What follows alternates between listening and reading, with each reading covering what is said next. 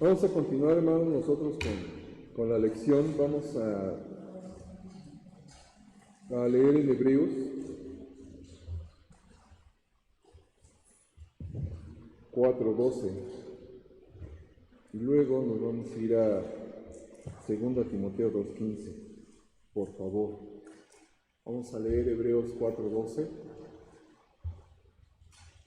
Gracias. Vamos a ponernos de pie y vamos a leer todos. Por favor, hermanos. Hebreos 4:12.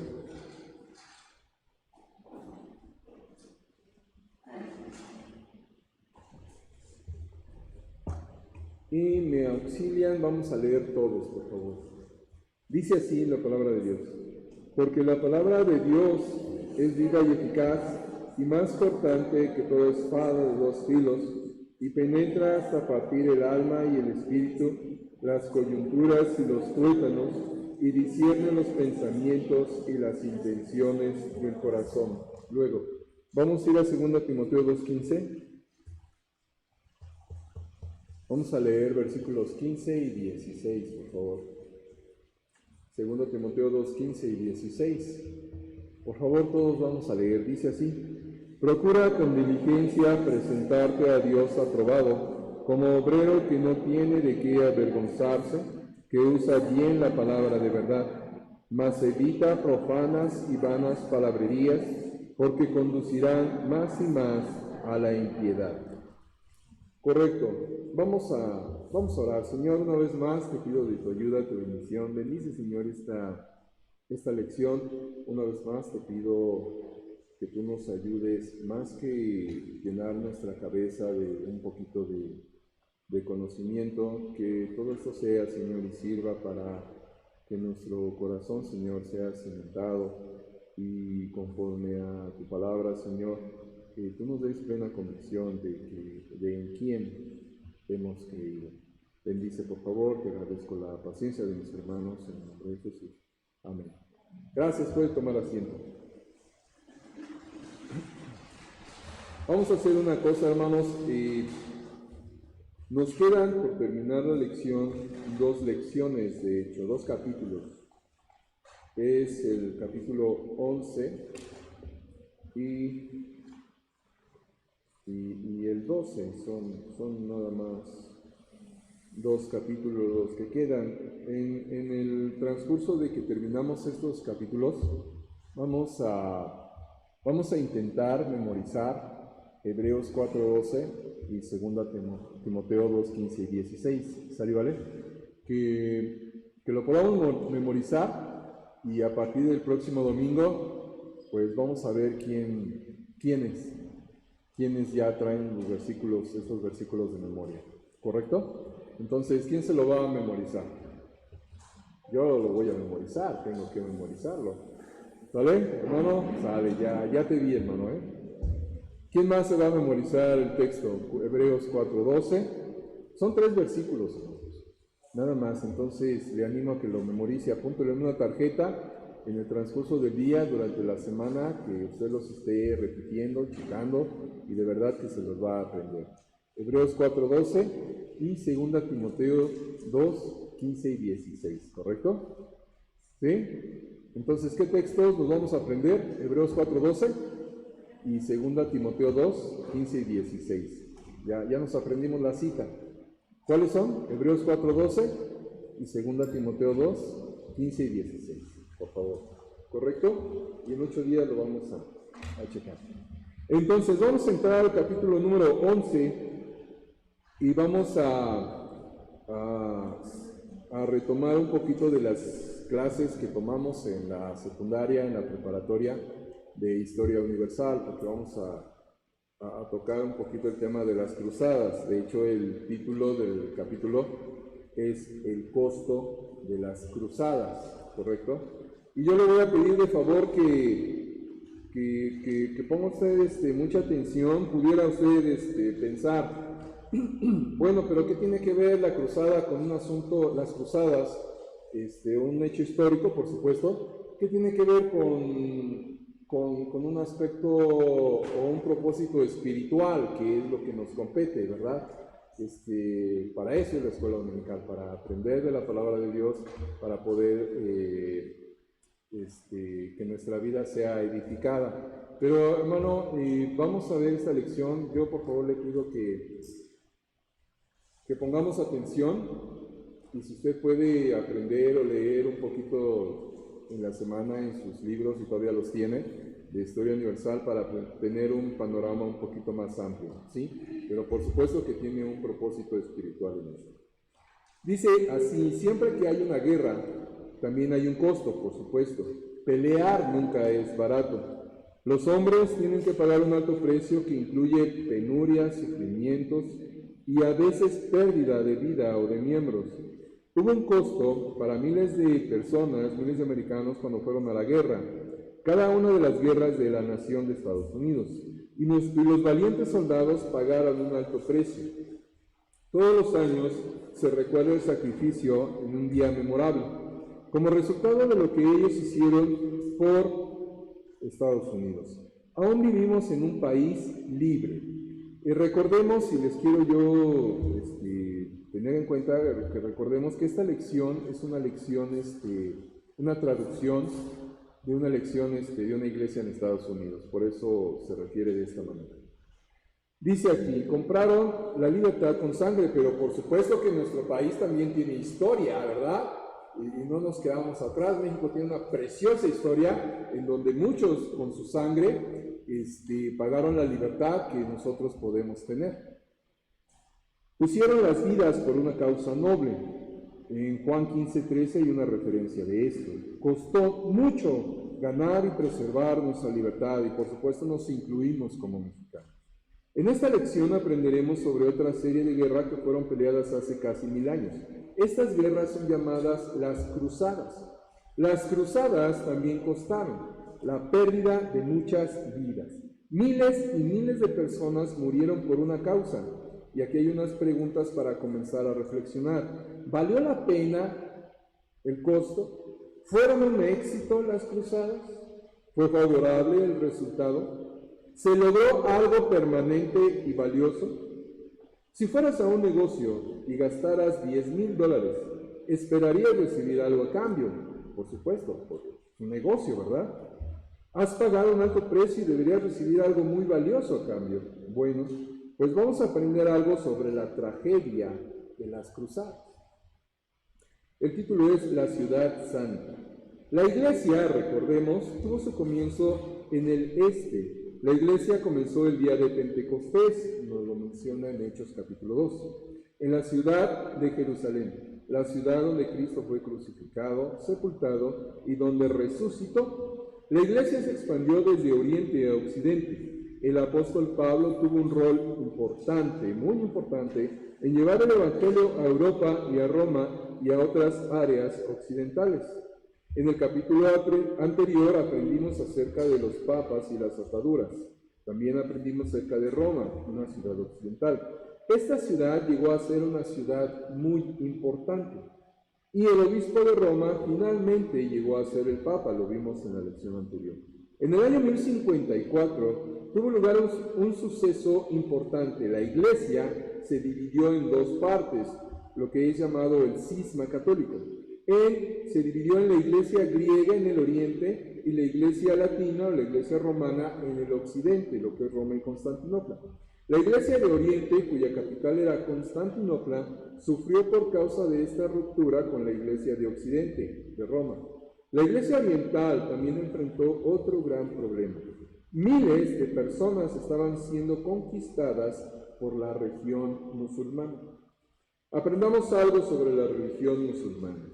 Alrededor del 570 nació en la ciudad de la Meca, en Arabia, un hombre llamado Mahoma.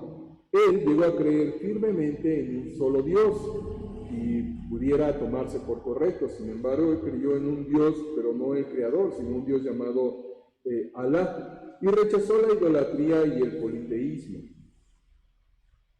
A la edad de 40 años, Mahoma comenzó a recibir lo que él creía eran visiones y mensajes o revelaciones de Dios.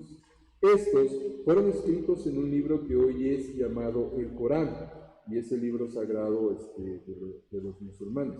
Los mahometanos o los musulmanes son los seguidores de Mahoma, también son llamados musulmanes. Su religión se llama Islam, con diferentes vertientes. Aunque los musulmanes creen firmemente en un solo Dios, igual como hacen los cristianos, el Dios que ellos adoran, de nombre Alá, es muy diferente del Dios descrito en la Biblia. Los musulmanes no creen que Jesucristo sea Dios y ellos no creen en la Trinidad. De hecho, ellos no creen que Jesucristo resucitara de los muertos.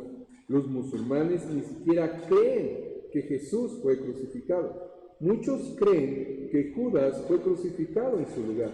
Sin embargo, algunos creen que Cristo estuvo en la cruz, pero que Él no murió. Ellos creen que Jesús fue un profeta sin pecado, aunque no tan grande como el profeta Mahoma. Y bueno, con estas descripciones, hermanos, pudiéramos nosotros decir, pues, ¿qué es que acaso no se dan cuenta los musulmanes de lo que creen? Pues, si tomamos en cuenta que la religión musulmana se ha extendido bastante por aquellos lugares de Asia y casi Europa, pues hermanos, todos hemos nacido en un punto geográfico, ¿ok? Y todas aquellas personas que nacieron allá, pues nacieron en ese punto geográfico. Nosotros que hemos nacido en México de manera, también lo hemos visto, de manera cultural y tradicional, habiendo nacido en México, luego, ¿qué podríamos nosotros identificar que crecemos o que creciéramos creyendo en qué o en quién? Pues en la Iglesia Católica, ¿no? Y siendo mexicanos, yo creo que hasta por cultura identifican, no, pues este es guadalupano. Bueno, como les repito, todos debemos de tener un punto geográfico donde nacer. El hecho de que hayan nacido aquellas personas en Oriente, Asia y Europa, pues hermanos, ahí les tocó nacer. Y es nuestra responsabilidad, pues con respecto a lo que ellos creen. Y eso lo creyeron muy firmemente aquellos hermanos y misioneros, pues a los musulmanes, de tener esa carga. Dios les puso esa carga por los musulmanes y hablarles de Cristo, ¿ok? Hay muchos musulmanes. Una vez tuve oportunidad de platicar con uno, y hermanos, son gente honesta, son gente que verdaderamente creen que están en lo correcto. No se vaya usted con la idea de que todos los musulmanes son terroristas. No tal cual. Estaba yo platicando con este hombre y él platicaba de una manera convencida, sincera y honesta, pues de que lo que cree es correcto. Sin embargo, pues por supuesto la responsabilidad mía en ese instante pues fue hablarle de Cristo. Seguimos adelante. Hasta hoy, el Islam es la segunda religión más numerosa del mundo. Se estima que hay 1.300 millones de personas en el mundo que son musulmanes, y yo creo que todavía más, comparado con 2.100 millones de personas en el mundo que aseguran ser cristianos. Esos números son del 2005. Más de 50 países tienen una población mayoritariamente musulmana. En el lapso de 100 años después de la muerte de Mahoma, el imperio musulmán se extendía desde el sur de Francia a través de España, el norte de África, Asia Central y hasta los confines de la China. Y hermanos, ellos son bien celosos. Yo creo que hasta para avergonzarme a mí de su celo por su religión. ¿Cómo conquistaron los musulmanes tanto territorio en tan poco tiempo? La respuesta es simple. Los musulmanes eran un pueblo muy guerrero, hacían la guerra a cualquiera que no creía como ellos. Esta gente estaba dispuesta a morir por su Dios, Alá. Se le había dicho a esta gente que el mayor honor pertenecía al hombre que moría en batalla, lo que es llamado la Guerra Santa.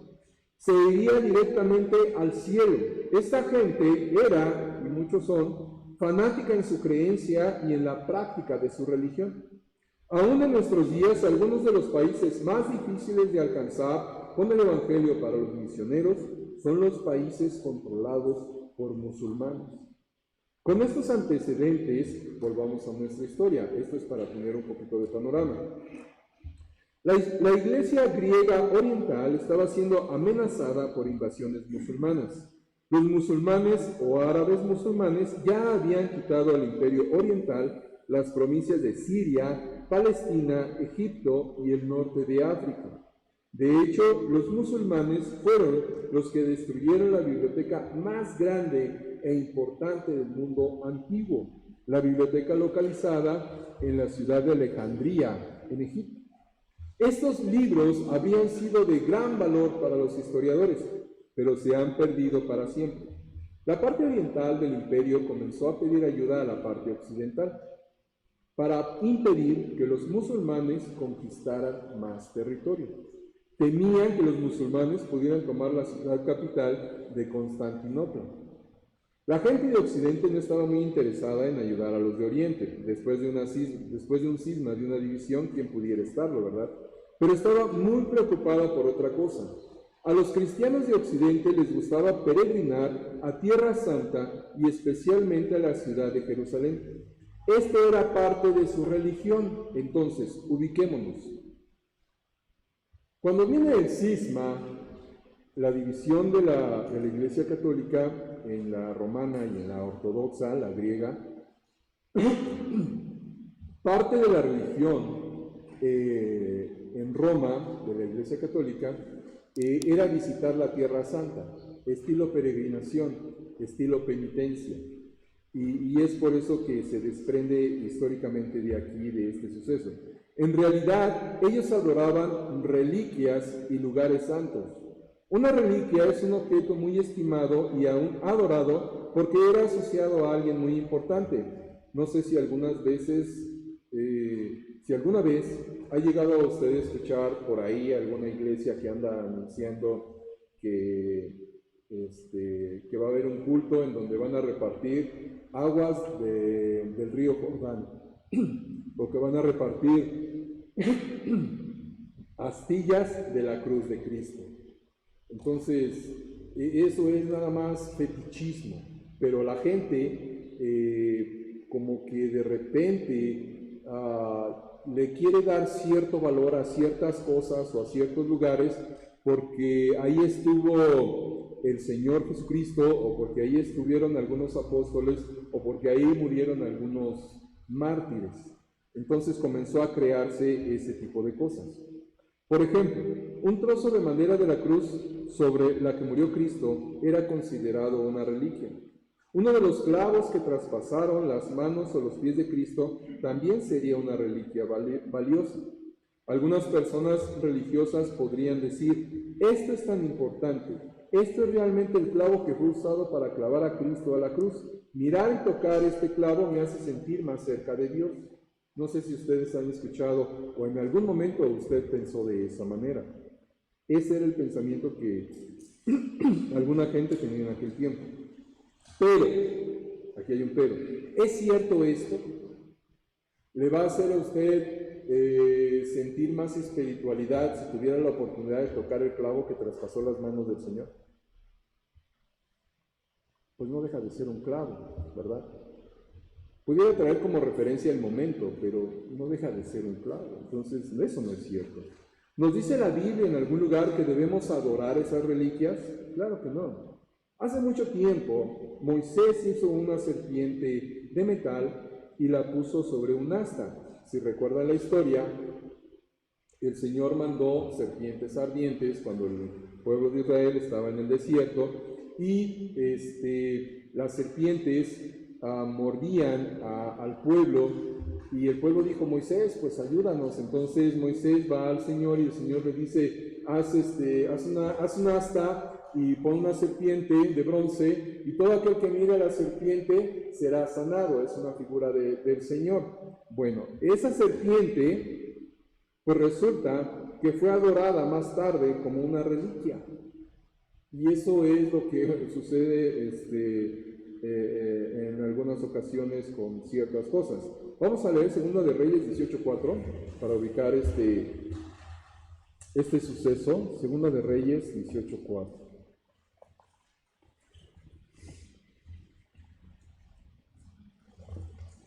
Si alguien lo tiene, me auxilia. Segunda de Reyes 18:4.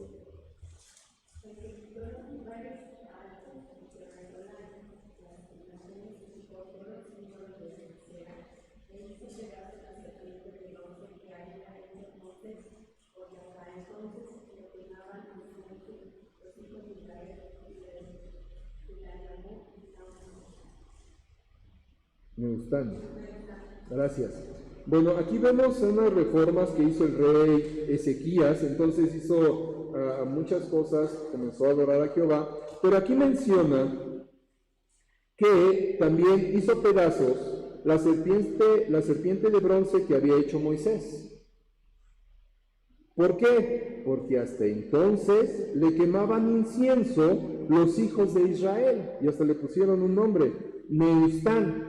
Entonces pudiéramos nosotros decir, caramba, qué idólatras los hijos de Israel, el pueblo de Israel, no, ¿es que acaso no está agradecido con Dios después de todos los milagros y todo lo que hizo? ¿Cómo es posible que hayan agarrado esa serpiente que hizo Moisés y la hayan comenzado a adorar? Pero no nos damos cuenta, hermanos, y muchas veces nosotros somos así. Ponemos nosotros ídolos, ponemos nosotros cosas o situaciones o qué sé yo, inclusive aficiones o deseos antes que Dios. Y pues tal vez no podríamos darnos cuenta, pero tal vez pudiéramos estar haciendo lo mismo. Entonces, eso fue lo que hicieron con la serpiente que hizo Moisés. Por muchos años la Tierra Santa había estado bajo el control de los árabes. Estos árabes eran mahometanos, pero no les importaba que gente de Occidente viniera a visitar la Tierra Santa. Ellos decían, si quieren venir, pues no importa, que pasen. Los peregrinos cristianos parecían congeniar muy bien con los árabes. La actitud de los árabes hacia los peregrinos era parecida a la de los dueños de los actuales centros de recreo hacia los turistas. Por supuesto, esto también tuvo connotaciones sociales y económicas. Si alguna persona va a visitar un lugar, pues por supuesto eso significa una derrama de dinero para que aquel lugar y su economía crezca. Los árabes hacían un muy buen negocio con los peregrinos. Ellos permitían que los peregrinos disfrutaran del paisaje y ellos disfrutaban del dinero de los peregrinos. En el año 1071 hubo un cambio. ¿Qué sucedió? Esto fue cuando los turcos selyúcidas arrebataron la Tierra Santa a los árabes. Estos turcos también eran mahometanos, pero eran más fanáticos que los árabes. Y resulta que ellos odiaban a los cristianos porque eran cristianos. No querían tener ningún tipo de relaciones con los peregrinos, ni siquiera querían su dinero, muy celosos de su religión. Pusieron muchas dificultades para que ellos visitaran los lugares santos. Los peregrinos siempre querían visitar Belén, donde nació Cristo, y Jerusalén, donde Cristo murió y resucitó. Disfrutaban bañarse en el río Jordán y yo creo que muchas otras cosas.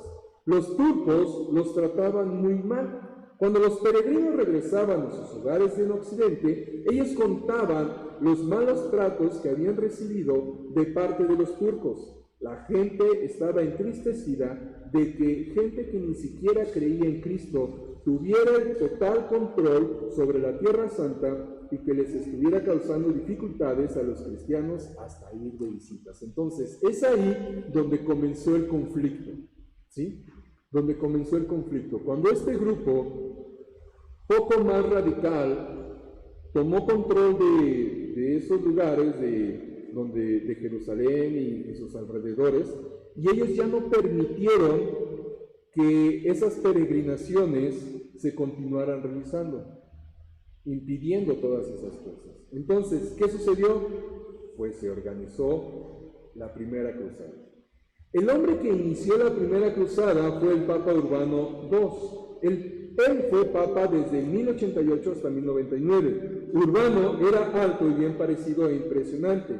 También era un gran orador. Él sabía cómo hablar a las multitudes e incitarlas a la acción. De hecho, tuve oportunidad de leer el discurso con el cual él comenzó a mover y a incitar a los cristianos o a los religiosos para ir y rescatar la Tierra Santa, diciéndoles que el lugar donde anduvo el Señor pues era tomado y estaba controlado por gente que odiaba al Señor, que aquellos templos eran convertidos en muladar, eran convertidos en destruidos, y comenzó a incitar a la gente. Entonces, por supuesto, la gente emocionada dijo, sí, vamos a ir a rescatar a la Tierra Santa.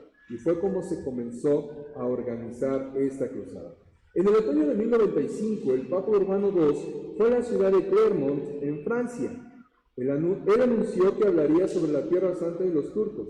Se reunió una gran multitud, ansiosa de oír lo que tendría que decir. Su voz poderosa y elocuente mantuvo fascinada a la multitud. Dio un sermón vehemente y conmovedor. Algunos creen que este fue el sermón más efectivo que se haya predicado en la historia del mundo, dicen algunos, pues logró que los oyentes hicieran lo que el orador quería que hiciese.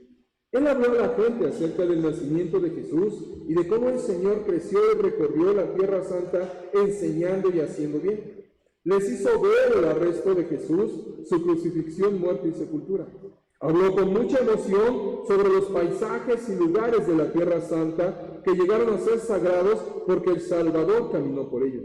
Luego les dijo cómo los turcos habían arruinado algunos de esos lugares santos y cómo ellos habían maltratado a tantos peregrinos. La enorme multitud comenzó a arder de ira. Esto es parte de su discurso. Él dijo así: desde los confines de Jerusalén y de la ciudad de Constantinopla ha salido un terrible rumor. Una raza maldita, una raza totalmente alienada de Dios ha invadido las tierras de aquellos cristianos y las han despoblado por medio de la espada, del saqueo y del fuego. Y comienza a incitarlos diciéndole: oh soldados valientes, vayan por el camino del santo sepulcro, la tumba donde dicen que Cristo fue sepultado, para arrebatarle esa tierra a la malvada raza y someterla a ustedes mismos. Entonces, de modo que el Papa Urbano exhortó a la gente a ir a la Tierra Santa para rescatar a Jerusalén y la tumba de Cristo de manos de los turcos, proveyó también un gran incentivo. Aquí viene como que todavía, aparte de la emoción, dice: mira lo que te vas a ganar si participas en esto. Dice él: hay una recompensa para todos los que vayan. Les dijo que su tiempo en el purgatorio sería grandemente abreviado. Él les dijo: ustedes van a reducir su tiempo, si participan en esta Tierra Santa, van a reducir su tiempo en el purgatorio.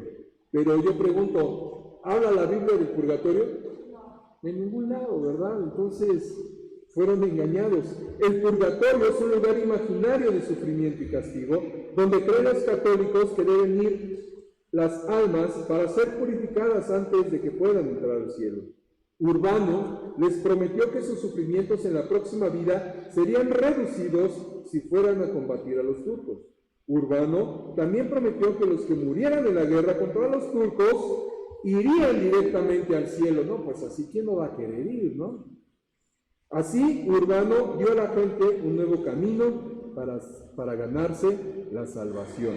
Pero ¿qué dice la Biblia al respecto de la salvación? Vamos a leer Hechos 16:31.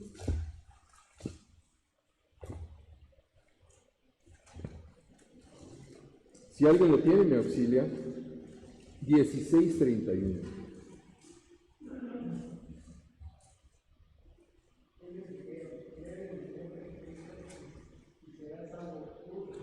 Ok, entonces, para ser salvo, ¿qué debe de hacer una persona?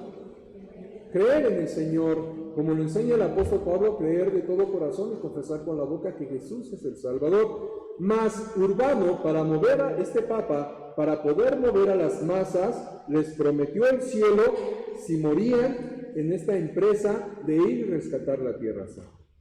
¿Urbano estaba predicando el verdadero evangelio? No, ¿verdad? Para nada. ¿Qué dice la Biblia sobre los que predican un falso evangelio? Vamos a Gálatas.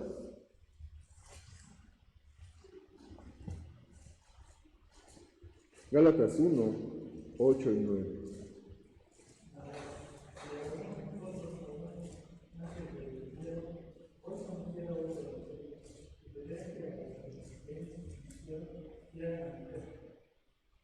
¿Y el 9?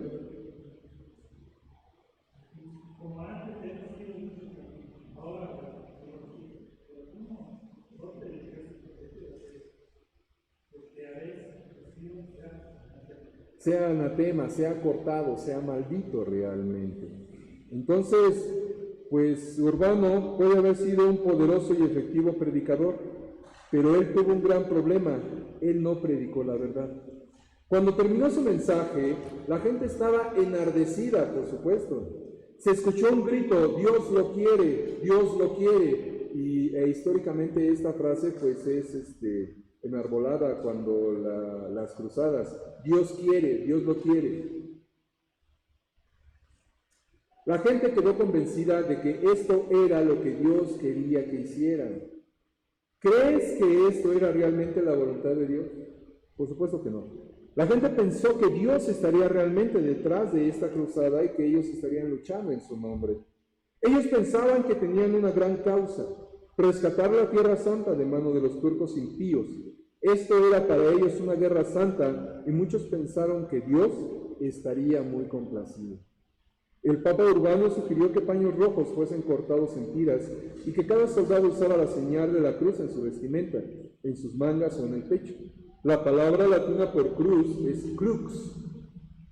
Por esto la empresa fue llamada una cruzada y los soldados fueron llamados los cruzados. Muchos miles de personas tomaron parte en esta primera cruzada. Toda Europa parecía estar unida alrededor de una causa común y toda clase de personas tomaron parte voluntariamente en esta cruzada. Los sacerdotes olvidaron sus celdas monacales en los monasterios. Los campesinos dejaron sus arados para unirse a la lucha contra los turcos. Algunos de los mejores y más renombrados hombres de Europa se unieron a la cruzada y algunos de los peores, como ladrones, asesinos y granujas de todo tipo.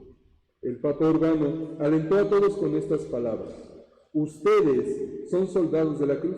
Lleven en sus pechos u hombros el símbolo escarlata de la cruz. Llévenlo como señal de que su ayuda nunca les faltará y como una prenda de que la promesa nunca será revocada.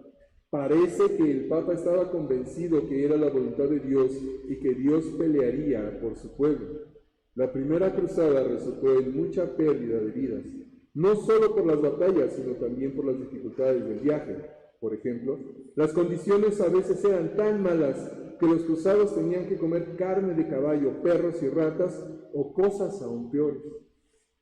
Los sufrimientos por la sed eran aún peores que los sufrimientos por el hambre.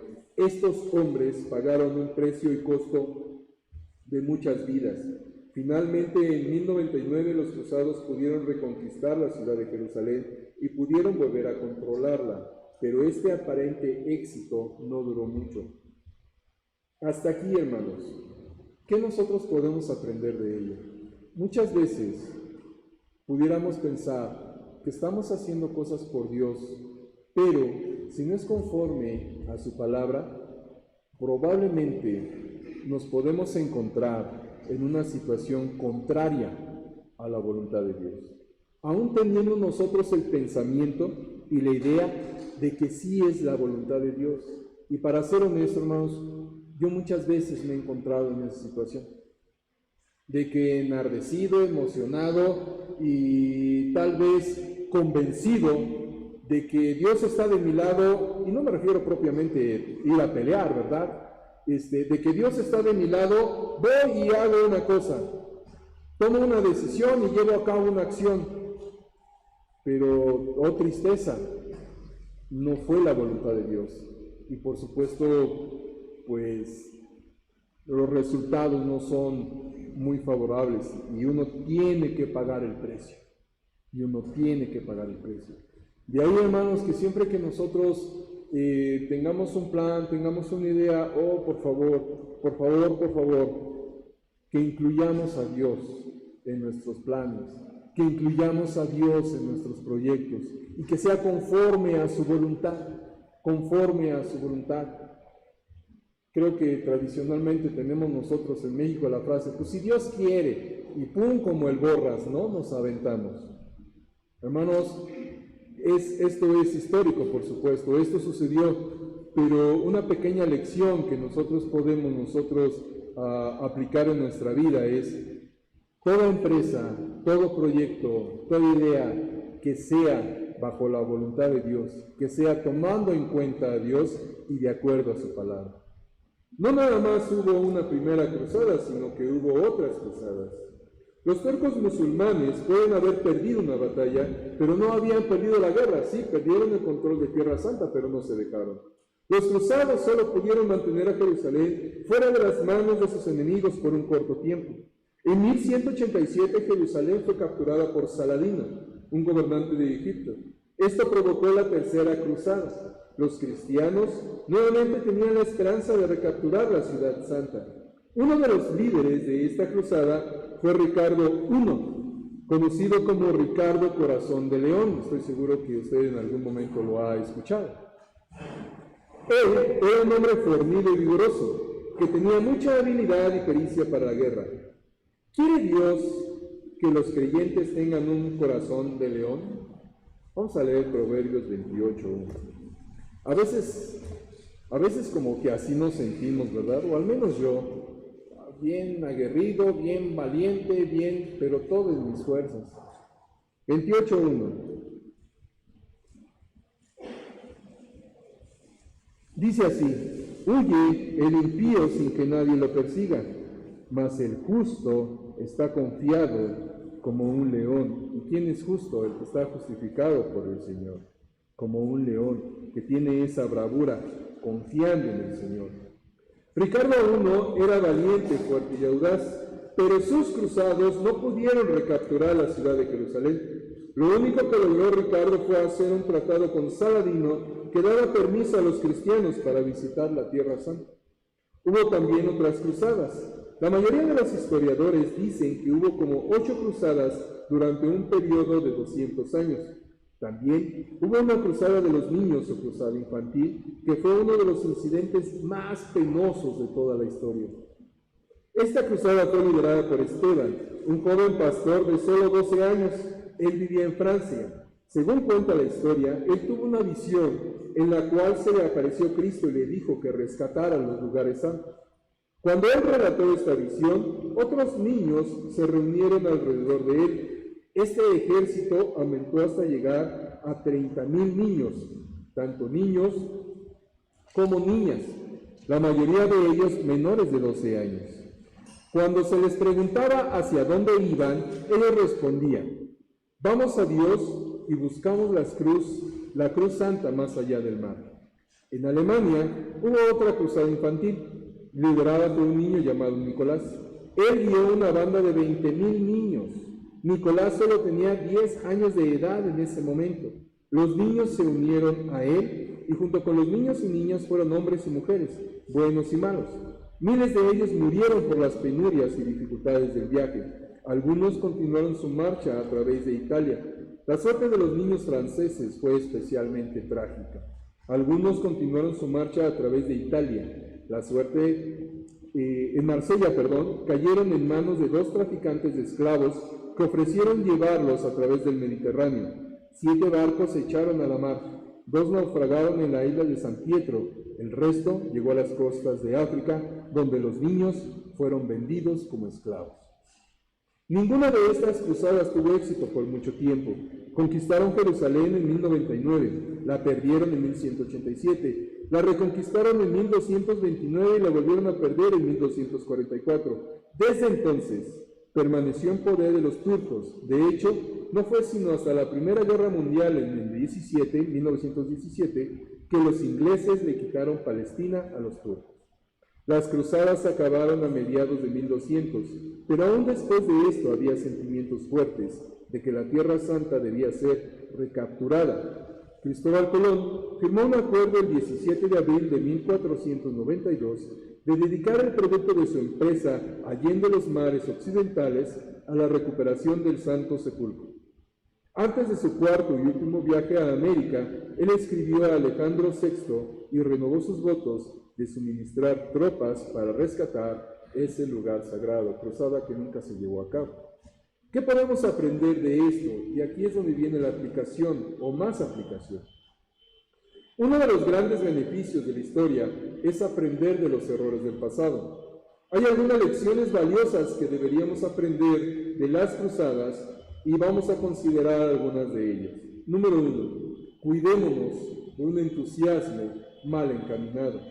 Los cruzados eran muy apasionados, estaban muy entusiasmados con rescatar a la Tierra Santa de los turcos. El gran discurso de Urbano los provocó y los inflamó. El problema es que ellos se conmovieron y apasionaron por una causa equivocada. Dios no estaba molesto de que la Tierra Santa estuviera bajo el control de los turcos. Dios tiene control siempre de todas las cosas. Dios estaba dolido de que tantos cristianos hubiesen abandonado las verdades de la Biblia y que ni siquiera entendieran las sencillas verdades de la salvación. Dios estaba apesadumbrado de que la gente estuviese tan entregada a la adoración de reliquias y lugares santos.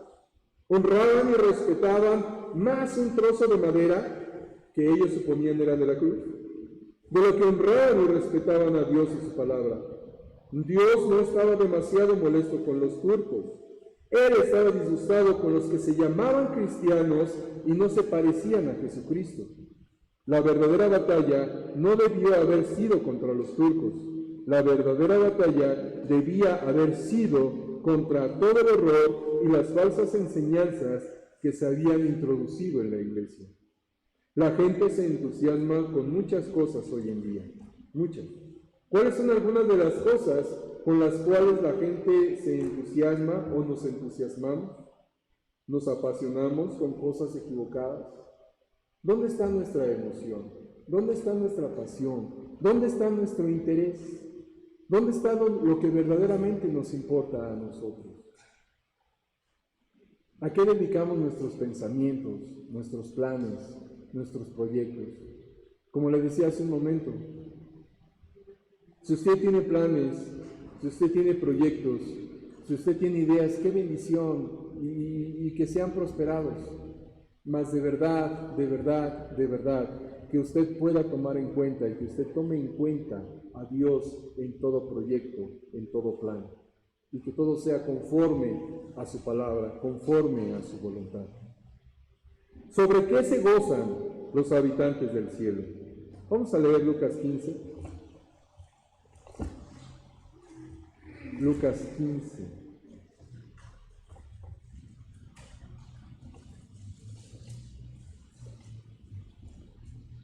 Versículos 7 y 10.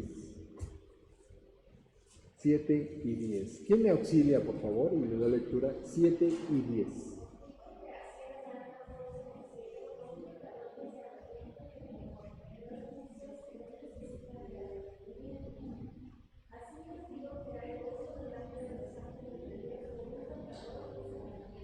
¿En qué momento hay gozo en el cielo? De acuerdo a estos versículos. Cuando un pecador se arrepiente, esto es, cuando una persona confiesa a Cristo como Salvador. A eso hace referencia, por supuesto. Hermanos, si nosotros queremos tener en cuenta a Dios en nuestros planes, y yo creo que debe de ser, y que Dios nos ayude de verdad a que así sea, por supuesto.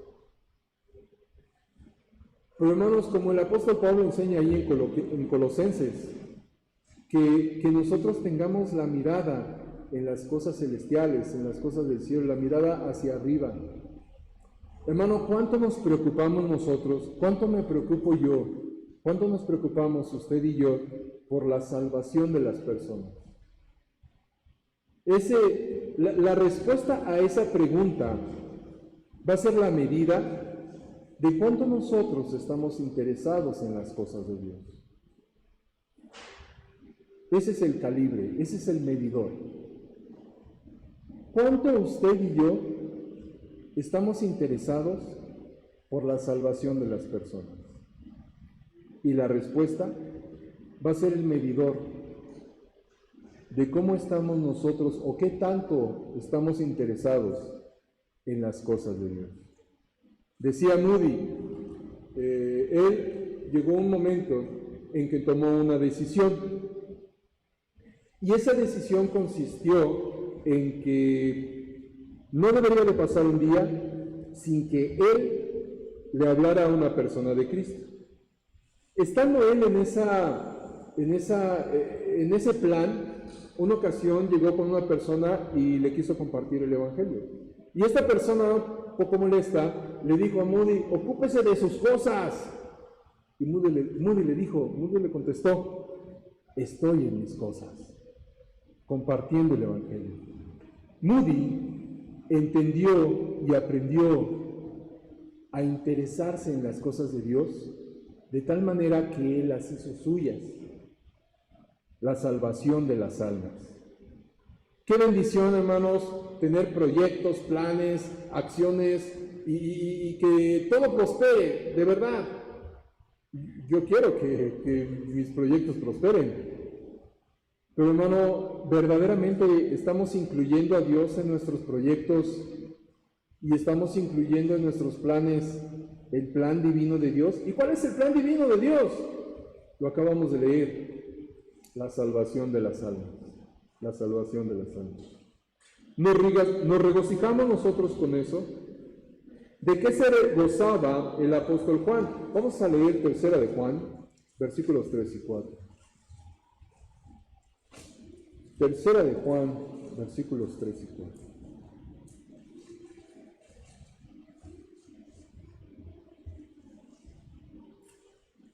¿Me auxilian, por favor?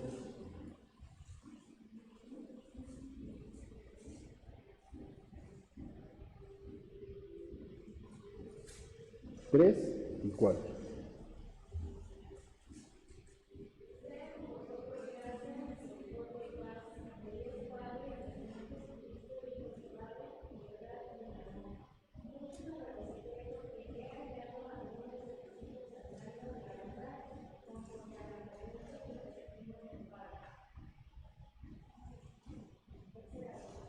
Tercera.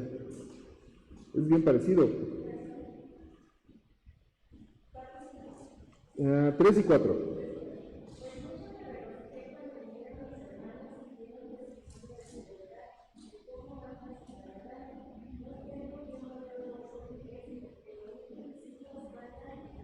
Aquí el apóstol Juan se está expresando que su gozo es escuchar y saber que sus hijos andan en la verdad. ¿Qué quiere decir esto? Que un creyente está madurando espiritualmente, que un creyente continúe en las cosas de Dios, que un creyente siga adelante, que un creyente, que un hijo de Dios está ahí fiel, probablemente sí con caídas, pero como dice la Biblia, 7 veces cae el justo, pero aún más se volverá a levantar, parafraseando. Hermanos, sí, muchas veces nosotros tropezamos y caemos, pero hermanos, que sigamos adelante, que sigamos adelante. Y aquel que nos engendró en el Señor, si se vale decir nuestro papá espiritual, va a encontrar gozo en ello. Que usted y yo también podamos encontrar y tener gozo por nuestros hijos espirituales. Aquí la pregunta clave es: ¿tiene usted hijos espirituales? Entiéndase la palabra, no que usted los haya engendrado, sino que usted los haya traído a los pies de Jesús. ¿Tiene usted hijos espirituales? Pudiera quedarse pensando, pues es momento de que usted se involucre en la obra de Dios para que tenga hijos espirituales, para que usted comparta el Evangelio con otras personas y vengan a los pies de Cristo. Sí, es cierto, la Biblia nos enseña que unos riegan y otros ciegan, otros cosechan, unos hablan y otros son los que encaminan a Cristo, pero todos participando en la obra de Dios. Y hermano, eso, de acuerdo a lo que nos dice la Biblia, es lo que nos va a traer gozo, que otras personas conozcan de Cristo. Y aquellos que ya conocieron de Cristo, que crezcan en la verdad. ¿Tiene usted ese gozo? ¿Puede usted experimentar ese gozo? Debe de experimentarlo. Yo lo animo a que así lo haga. Y eso se lo pueden decir los hermanos que van por las personas, que van y hablan de Cristo, que van y a veces hasta nos dicen que no tiene otra cosa mejor que hacer. Quisiera más tiempo para esto. Hermano, involúcrese en eso. Experimente ese gozo. Mire, cuando usted experimente ese gozo, esa alegría, es como si su corazón brincara así de gusto, de regocijo. Pero cuando usted lo experimenta la primera vez, va a ser como un león que prueba por primera vez la sangre. Va a querer más, va a querer más, va a querer más. ¿En qué concluimos esto? Y para poder finalizar el día de hoy. Hermano, anímese a involucrarse en la obra de Dios. Anímese a involucrarse en la obra de Dios. Anímese a hablar a otras personas de Cristo. Hermano, es que yo no puedo venir a tocar puertas, no puedo venir a la junta de rutas, lo entiendo. No puedo venir a salir con los hermanos a tocar puertas, pero tiene usted alrededor personas. Por supuesto que tiene usted alrededor personas. Anímese a hablarles de Cristo. Anímese a invitarlos a la iglesia. Anímese a preguntarles y que ellos reconsideren su situación ante la eternidad. Y yo le aseguro, hermano, de verdad se lo aseguro, usted va a experimentar algo que va a continuar, va a querer continuar experimentando. Y es lo que hace referencia ahí en Lucas. Cuando hay gozo en el cielo por un pecador que se arrepiente, y el gozo que manifiesta aquí el apóstol Juan al escuchar que sus hijos continúan y andan en la verdad. Hasta aquí nos quedamos, hermano, que usted se anime a participar en la obra de Dios. Señor, te damos gracias por este tiempo. Sí, Señor, son aspectos, Señor, que pudiera pasar en nosotros, Señor. ¿Qué importancia tiene para nosotros estas cosas? Dios, ayúdanos a reconsiderar en nuestro corazón, Señor, que todo puede tener aplicación para nuestra vida y que sea para crecimiento en nuestra relación contigo. Anímanos, yo te ruego, Señor, a involucrarnos en tu obra. Anímanos, Señor, a poder ser testimonio fiel. Anímanos, Señor, y haznos conscientes de que las personas a nuestro alrededor sin Cristo se van a ir al infierno. Y Padre, que este precioso mensaje que tú nos has permitido conocer y aceptar, que lo podamos compartir. Te agradezco, Señor, la paciencia de mis hermanos, que usted estuvo obrando en su corazón. Bendice el tiempo que sigue.